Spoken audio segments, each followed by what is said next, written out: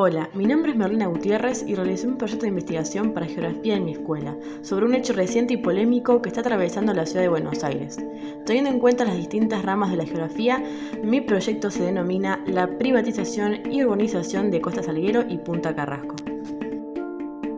El problema a investigar se sitúa en la ciudad de Buenos Aires, donde la legislatura aprobó un proyecto de privatización de la Costa Salguero-Punta Carrasco que traerá futuras consecuencias sociales y ambientales sobre los espacios urbanos y el derecho de los porteños.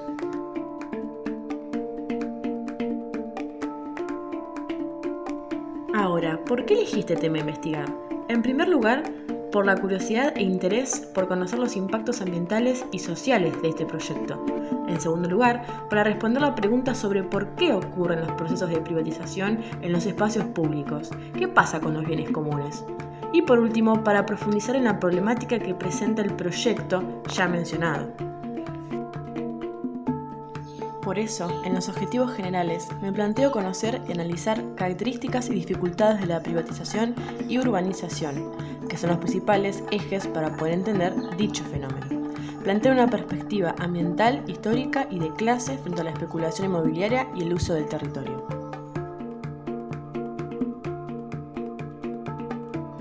Ahora sí, ¿cuál es el área de estudio a analizar?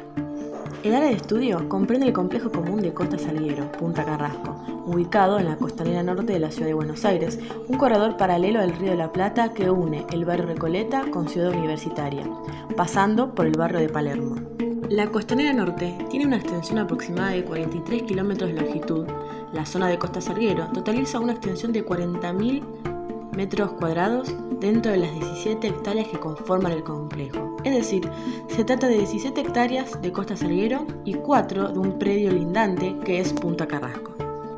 El Parque Costanera Norte fue inaugurado en 2013 con la intención de concentrar la práctica de deportes como skate, longboard, bowl, skate, flatman, inline slalom, mountain, biciclop y palestra, y además golf. Deportes de alto costo. La Costanera Norte resulta un espacio fundamental para la conservación de la diversidad biológica y para el aporte a un ambiente saludable para las personas. Su cercanía con el mayor centro de estudios de nuestro país, la Universidad de Buenos Aires, permite el uso académico y para investigación, y su accesibilidad admite el uso educativo y para esparcimiento de toda la población. Un tercio es cubierto por pastizal pampeano, otro fragmento por un bosque húmedo y el segmento complementario toma la forma de un humedal urbano muy diverso con agua del estuario del Río de la Plata. Ahora bien, ¿qué plantea el proyecto?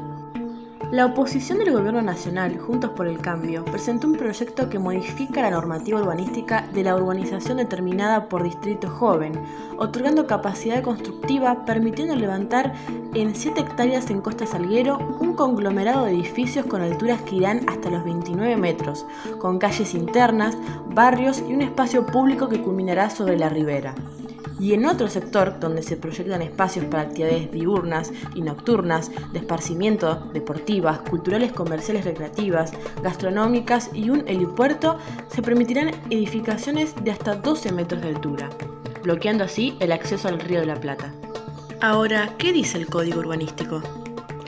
A nivel de planificación, este proyecto viola la Constitución del artículo número 8 y 27 del Código Urbanístico, que define que la costanera tiene que ser un espacio verde, público y gratuito. Está violando el Plan Urbano Ambiental, que establece que cada área que se desafecte de la costanera también tiene que ser destinada a espacios públicos. Por lo tanto, existe una contradicción habitacional en la posibilidad de estas construcciones, ya que el Código Urbanístico no puede resolver la cuestión de vivienda y construcción de barrios para sectores pobres de la población, segregando el ámbito privado del público y desatendiendo este último. Los espacios urbanos y el derecho a estos son conceptos que tuvieron diferentes diversificaciones interpretativas a lo largo de los gobiernos y políticas públicas en la historia. Pero el derecho al espacio plantea una contradicción en el Código Urbanístico, ya que existe el derecho de la propiedad privada, el derecho a ser propietarios de terrenos y espacios urbanos, existe el derecho a un ambiente sano y a tener una vivienda digna, pero esto choca cuando las políticas urbanísticas constituyen una afrenta al sector privado de espacios para su uso urbano y exclusivo, por sobre todos los derechos básicos y elementales que debe garantizar el Estado a toda la sociedad. Por ende, al toparse con ocupaciones populares sobre terrenos fiscales y privados, generalmente en desuso, suelen ser actos tolerados por el Estado, como la formación de villas, o reprimidos por la presión de los propietarios al gobierno, caso más reciente en la Argentina, la toma en las tierras de Guernica. No es un caso aislado. El proyecto desató muchas polémicas. Desde el Observatorio del Derecho a la Ciudad, la Asociación por la Justicia Ambiental, el Instituto de Pensamiento y Políticas Públicas, el Colectivo de Arquitectas y la Cátedra de Ingeniería Comunitaria, se ha denunciado este proyecto sobre la Costanera Norte para la conversión a un barrio de lujo. Rechazaron la privatización y concesión de las tierras que van a impedir el aire libre, acceso a la costa y a generar una barrera que va a obstaculizar la visual del Río de la Plata. Las consecuencias ambientales son varias. Por una parte, se van a perder espacios verdes, no se va a poder desarrollar un corredor de biodiversidad, va a generar una construcción inmobiliaria que bajo estudios va a perjudicar la circulación de los vientos. Además, la construcción de edificios hacia abajo va a traer consigo consecuencias en las inundaciones de la ciudad. Gracias a la actividad social, la justicia intervino por la apelación de la ONG y otras denuncias al proyecto, alegando que los terrenos de Costa Salguero son espacios públicos y de libre acceso y circulación y debe garantizarse su uso a nivel público.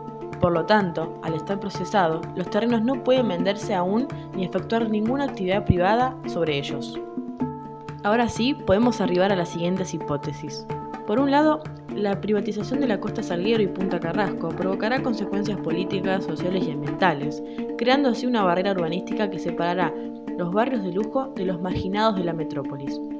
Por otro lado, la especulación inmobiliaria es producto de los intereses que se preservan en el gobierno de la ciudad, que no son más que la apropiación de terrenos públicos para segregar a la población, beneficiar a unos pocos y no dar solución a la desigualdad social de la ciudad.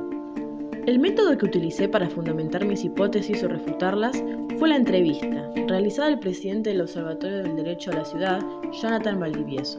Gracias a esta oportunidad de entrevistarlo, pude arribar a los siguientes datos. Según las respuestas que se arrojaron, el objetivo del observatorio es convocar a asambleas ciudadanas para debatir este proyecto presentado en la Costanera, lo que reforzaría así la presión pública. La ONG, por lo tanto, cree necesaria la intervención social como principal fuerza contraria. Además, el referente de la ONG nombró otras cuestiones como la especulación inmobiliaria y sus contradicciones.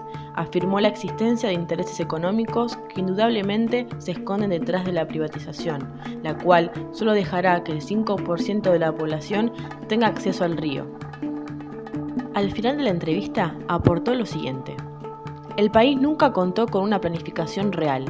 Todavía falta una ley de ordenamiento territorial del país y tiene dos defectos muy graves. Ha sido uno de los países que más se ha urbanizado en el mundo. Aproximadamente el 92% de la población vive en ciudades. La otra cuestión es que esa población urbana está centrada en pocos lugares. Casi la mitad de la población entra en el AMBA del área metropolitana. Entonces, no solo es una población urbanizada, sino que está urbanizada en pocas ciudades, cuando el problema no es que lo esté, sino que pueda estar tan centralizada. Y esto es producto de la falta de planificación de las ciudades, de cómo recibir la inmigración y cómo tener en cuenta el crecimiento generacional. Entonces, ¿las hipótesis son correctas? Sí, la especulación inmobiliaria de este proyecto es un negocio del gobierno sobre los terrenos públicos para salvaguardar intereses económicos y sociales.